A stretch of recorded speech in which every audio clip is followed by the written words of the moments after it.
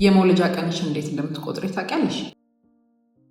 ብዙ ሴቶች የሚቸገሩት መቼ እንደሚወልዱ ለማወቅ ነው። በወርና በቀን ወይ ደግሞ እኛ ሐኪሞች በሳምንት ስለምንቆጥረው ከዛ ጋር ለማዛመድ ብዙ ሴቶች ይቸገራሉ። አንዲት ሴት የመውለጃ ጊዜዋ የሚቆጠረው የመጨረሻ የወር አበባ ማየት ከጀመረችበት ቀን ጀምሮ ነው። ይሄ የሚሆንበት ትልቁ ምክንያት መቼ እንደተረገዘ እርግጠኛ መሆን ስለማይቻል የሁሉንም ሴቶች ግን ማወቅ የምንችለው መጨረሻ የወር አበባ ያዩበትን ቀን ስለሆነ ከዛ ተነስተሽ ስትቆጥሪ ለብዙ ሴቶች 9 ወር ከ15 ቀን የሚለው ስንት እንደሚሆን ያስቸግራቸዋል። ኖርማል የምንለው የመውለጃ ጊዜ ከ37 ሳምንት እስከ 41 ሳምንት ይሆናል ማለት ነው። ይህንንም ለመቁጠር ማድረግ የሚጠበቅብሽ የወር አበባ የመጨረሻ ያየሽበት ጊዜ 9 ወር ስንደምርበት ጳጉሜን የሚያልፍ ከሆነ 5 ቀን 9 ወር ይደመርበታል። እሱን ስትደምሪው ቀንሽን ታውቂዋለሽ ማለት ነው። 9 ወሩን ስንደምርበት ጳጉሜን የማያልፍ ከሆነ ግን ቀኑ ላይ 10 ወሩ ላይ ደግሞ 9 በመደመር ቀንሽን ማወቅ ትችላለሽ። የእርግዝና ቀን አቆጣጠር በተለይ ደግሞ የወር አበባቸው ለሚዛባባቸው ሴቶች ወይም ደግሞ መጨረሻ የወር አበባ የመጣበትን ቀን ለማያስታውሱ ሴቶች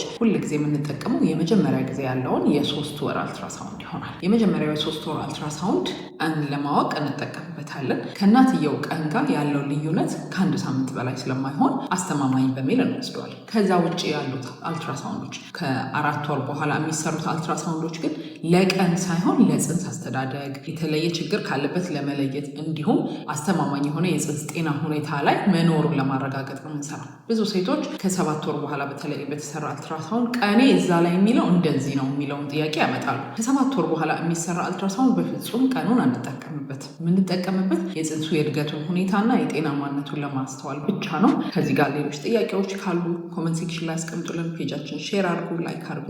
አፕሊኬሽናችን በማውረድ ሐኪሞቻችሁን ማማከር ትችላላችሁ። እናመሰግናለን።